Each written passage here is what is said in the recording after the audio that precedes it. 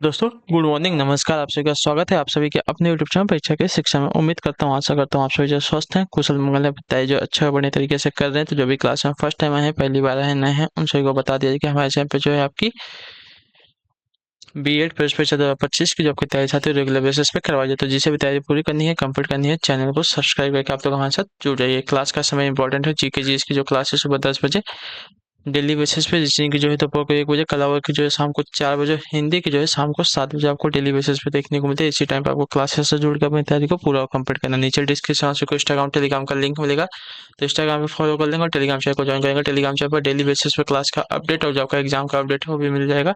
तो इसलिए आप जो लोग जो है टेलीग्राम चैनल को ज्वाइन कर लीजिएगा, ठीक है। तो चलिए क्लास स्टार्ट करेंगे, देरी नहीं करेंगे आपका, ठीक है। एक एक क्वेश्चन आपके एग्जाम के लिए बहुत ही इंपॉर्टेंट है। ध्यान से एक क्वेश्चन को देख के उत्तर देंगे और समझते हुए चलेंगे आगे, ठीक है। और क्लास स्टार्ट करने से पहले जिसने मेरे क्लास को लाइक नहीं किया लाइक करेंगे, शेयर नहीं किया शेयर करेंगे, जिसने अभी तक चैनल को सब्सक्राइब नहीं किया लोग जो चैनल को सब्सक्राइब कर लेंगे। चलिए पहला क्वेश्चन आपका दिया गया, अनुवांशिकता का नियम दिया था किसने, बताइए। अनुवांशिकता का नियम किसने दिया था?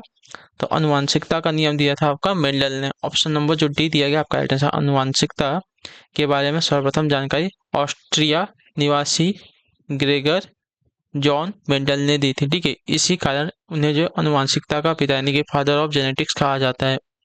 उन्होंने मटर के दानों पर प्रयोग कर अनुवांशिकी के नियम को जो है निर्धारित किए थे। अगला क्वेश्चन आपका 27 में, बताइएगा राइट आंसर करो। मनुष्य की लार में उपस्थित एंजाइम होता है क्या, बताइए। मनुष्य की लार में जो उपस्थित एंजाइम है क्या होता है? तो मनुष्य की लार में उपस्थित एंजाइम आपका जो है टाइलिन होता है। ऑप्शन नंबर जो डी दिया गया आपका सही उत्तर है, ठीक है। लार का सबसे मुख्य काम भोजन को पचाना है। लार में एक विशेष प्रकार का एंजाइम उपस्थित होता है जिसे टाइलिन कहते हैं। यह एंजाइम जो है स्टार्च को शर्करा में यानी कि मीठे में बदल देता है। टाइलिन अनाजों में पाए जाने वाले अघुलनशील श्वेतसार यानी कि स्टार्च को माल्टोज नामक घुलनशील शर्करा रूप में बदल देता है, ठीक है। अगला क्वेश्चन आपका 28 नंबर, बताइएगा राइट आंसर को। भारत के प्रथम न्यूक्लियर रिएक्टर का नाम क्या है? तो भारत के प्रथम न्यूक्लियर रिएक्टर का नाम आपका अप्सरा है। ऑप्शन नंबर ए राइट हो जाएगा, ठीक है। क्लियर है सभी को। जो अगस्त 1956 को शुरू हुआ था, इसका निर्माण आपका भाभा एटॉमिक रिसर्च सेंटर में हुआ था, ठीक है। चलिए 29 आज हो चुकी है आपकी 15 तारीख, ठीक है। तो अभी आपके पास ज़्यादा समय नहीं है, जितना भी है उतने में पे आपकी तैयारी को जो है पूरा कंप्लीट कीजिए, ठीक है। कंप्यूटर में प्रयुक्त सीपीयू का विस्तृत रूप क्या है? तो कंप्यूटर में प्रयुक्त सीपीयू का नाम होता है सेंट्रल प्रोसेसिंग यूनिट, ठीक है। सेंट्रल प्रोसेसिंग यूनिट सीपीयू का फुल फॉर्म होता है, ठीक है। तो ऑप्शन नंबर बी आपका राइट होगा। चलिए अगला क्वेश्चन आपका 30 नंबर है। निम्न में से किसने जो है कभी भी भारत के उप प्रधानमंत्री के रूप में कार्यभार नहीं संभाला है, बताइए। तो इसका राइट आंसर आपका हो जाएगा वीपी सिंह ने, ठीक है। ऑप्शन नंबर जो सी दिया गया आपका सही उत्तर होगा। वीपी सिंह जो स्वतंत्र भारत के 8वें प्रधानमंत्री थे, या उत्तर प्रदेश के मुख्यमंत्री भी रह चुके हैं। इन्होंने भारत के उप प्रधानमंत्री के पद को कभी भी सुशोभित नहीं किया था, ठीक है। भारत के उप प्रधानमंत्री सरदार वल्लभ भाई पटेल, मोरारजी देसाई, चौधरी चरण सिंह, जगजीवन राम, यशवंत राव चौहान, चौधरी देवी लाल, लाल कृष्ण आडवाणी, ये सभी जो है रह चुके हैं उप प्रधानमंत्री। लेकिन वीपी सिंह जो है ये जो है 8वें प्रधानमंत्री थे भारत के। अगला क्वेश्चन आपका है 31 नंबर प्रश्न। निम्न में से कौन जो है फारस की खाड़ी सीमा नहीं बनाती, बताइए। कौन जो है फारस की खाड़ी सीमा नहीं बनाती? तो इसका राइट आंसर आपका हो जाएगा साथियों लीबिया से, ठीक है। ऑप्शन नंबर जो सी दिया गया आपका सही उत्तर होगा। लीबिया से फारस की खाड़ी सीमा नहीं बनती है। फारस की खाड़ी को जो है निम्नलिखित 8 देशों साझा करते हैं: Iran, Iraq, Bahrain, Kuwait, Oman, Qatar, Saudi Saudi Arab और संयुक्त अरब अमीरात, ठीक है।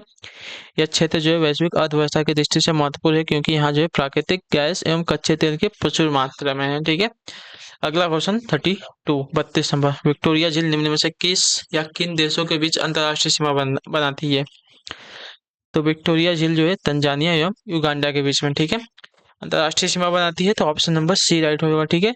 इस झील का क्षेत्रफल जो है 69,484 वर्ग किलोमीटर है। चलिए अगला क्वेश्चन आपका 33 में, बताइएगा सही उत्तर क्या हो जाएगा। सीवी रमन सिंह को जो है किस क्षेत्र में उनके योगदान के लिए नोबेल पुरस्कार मिला था? तो इसका राइट आंसर आपका हो जाएगा भौतिक शास्त्र के, ठीक है। ऑप्शन नंबर जो सी दिया गया है आपका सही उत्तर होगा, ठीक है। सीवी रमन को वर्ष 1930 में भौतिक शास्त्र के क्षेत्र में प्रकाश के प्रकीर्णन पर काम एवं रमन इफेक्ट की खोज के लिए जो है नोबेल पुरस्कार से सम्मानित किया गया था, ठीक, 1930 में। अगला आपका 34 नंबर, शांति स्वरूप भटनागर पुरस्कार किस व्यक्ति को उसके योगदान के लिए दिया जाता है? तो ये शांति स्वरूप भटनागर पुरस्कार किस व्यक्ति को उसके योगदान के लिए दिया जाता है? तो इसका राइट आंसर आपका हो जाता है विज्ञान के, ठीक है। ऑप्शन नंबर जो सी दिया गया आपका सही उत्तर, शांति स्वरूप भटनागर पुरस्कार विज्ञान के क्षेत्र में दिया जाता है। इस पुरस्कार का नाम जो है वैज्ञानिक और औद्योगिक अनुसंधान परिषद के संस्थापक डॉक्टर शांति स्वरूप भटनागर के नाम पर रखा गया है, ठीक है। चलिए अगला क्वेश्चन आपका है 35 नंबर, कंप्यूटर के कार्य करने का सिद्धांत क्या है? इनपुट, प्रोसेस, आउटपुट या उपयुक्त तीनों? तो तीनों के तीनों आपके जो है कंप्यूटर के कार्य करने का सिद्धांत होता है, ठीक है। तो ऑप्शन नंबर जो डी दिया गया आपका, पहले इनपुट लेगा, उसको प्रोसेस करेगा, फिर आउटपुट आपको देगा, ठीक है। कंप्यूटर एक इलेक्ट्रॉनिक उपकरण है जो कि इनपुट, प्रोसेस एवं आउटपुट के सिद्धांत पर कार्य करता है। कंप्यूटर को जो भी सूचना मिलती है उसे इनपुट कहते हैं। इनपुट डेटा पर कार्य जो है प्रोसेस कहलाता है। प्रोसेस के बाद प्राप्त रिजल्ट आपका आउटपुट कहलाता है। अगला क्वेश्चन आपका 36 नंबर है, संतोष ट्रॉफी का संबंध किससे बताइए? क्रिकेट से, फुटबॉल से, हॉकी से या टेनिस से? तो संतोष ट्रॉफी का संबंध आपका है साथियों फुटबॉल से। ऑप्शन नंबर जो बी दिया गया आपका राइट आंसर होगा। यह एक फुटबॉल प्रतियोगिता है जिसमें क्षेत्रीय फुटबॉल संघ और सरकारी संस्थाओं की टीम भाग लेती हैं। इसका आयोजन प्रतिवर्ष होता है। इसकी शुरुआत आपकी 1941 में हुई थी। अगला क्वेश्चन आपका 37 नंबर, दक्षेस सार्क कुल कितने देशों का सदस्य बताइए? दक्षेस यानी कि सार्क जो है कुल कितने देशों का संगठन है? तो यह जो है कुल 8 देशों का संगठन है। ऑप्शन नंबर जो सी दिया गया आपका राइट आंसर होगा, ठीक है। क्लियर को दक्षिण एशियाई क्षेत्रीय सहयोग संगठन दक्षेस, ठीक है।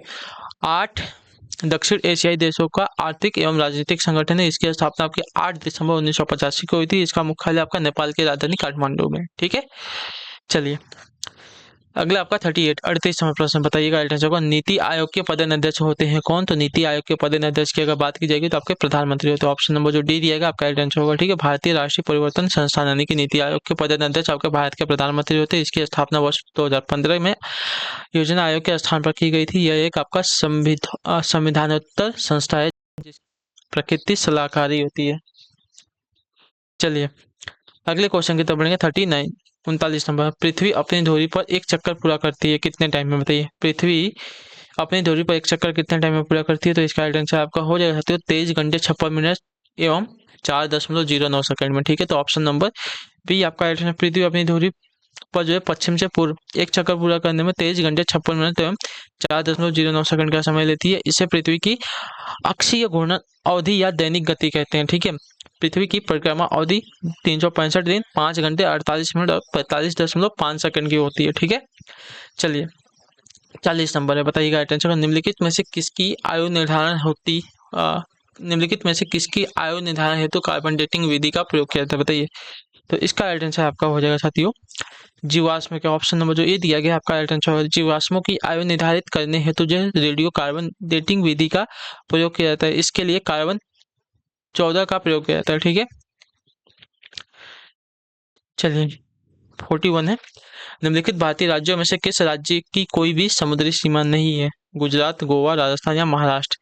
तो देखिए गुजरात का भी है, गोवा का भी है, महाराष्ट्र का भी, लेकिन राजस्थान का भी कोई भी जो है समुद्री सीमा नहीं है। तो ऑप्शन नंबर यहाँ पे सी राइट हो जाएगा, ठीक है। भारतीय राज्यों में गुजरात राज्य की तटरेखा सर्वाधिक लंबी है और इसके बाद जो आंध्र प्रदेश की तटरेखा लंबी है। गोवा की समुद्री तटीय सीमा सबसे छोटी है, ठीक है।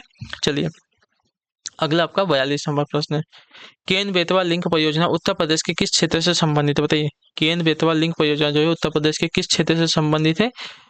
तो यह जो है उत्तर प्रदेश के बुंदेलखंड क्षेत्र से संबंधित है। ऑप्शन नंबर जो ए दिया गया आपका राइट आंसर है। केन बेतवा लिंक परियोजना नदियों को जोड़ने की परियोजना है। इसका उद्देश्य जो उत्तर प्रदेश के सूखाग्रस्त क्षेत्र बुंदेलखंड में सिंचाई सुविधा उपलब्ध कराना है, ठीक है।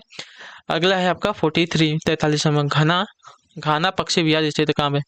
घाना पक्षी विहार कहाँ पे स्थित है? घाना पक्षी विहार की अगर बात की जाएगी तो इसका राइट आंसर आपका हो जाएगा राजस्थान में, ठीक है। ऑप्शन नंबर जो ए दिया गया आपका राइट आंसर केलवा देव घाना पक्षी विहार आपका भरतपुर राजस्थान में स्थित है, ठीक है। चलिए 44 बिहू लोक नृत्य निम्न में से किस राज्य से संबंधित है?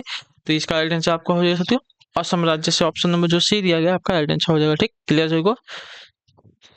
बिहार का छऊ नृत्य होता है, उत्तर प्रदेश का आपका चरकुला नृत्य होता है और राजस्थान का आपका घूमर जो है राज्य नृत्य है। अगले क्वेश्चन की तरफ बढ़ेंगे, आपका है 45 नंबर। निम्नलिखित में से किस फसल के लिए प्रति हेक्टेयर पानी की सर्वाधिक आवश्यकता होती है? जौ, मक्का, गन्ना या गेहूं? तो आपका राइट आंसर यहाँ पे हो जाएगा गन्ना के लिए। ठीक है, ऑप्शन नंबर जो सी दिया गया आपका राइट आंसर। दी गई फसलों में से गन्ना फसल के लिए प्रति हेक्टेयर पानी की आवश्यकता आपकी सर्वाधिक होती है।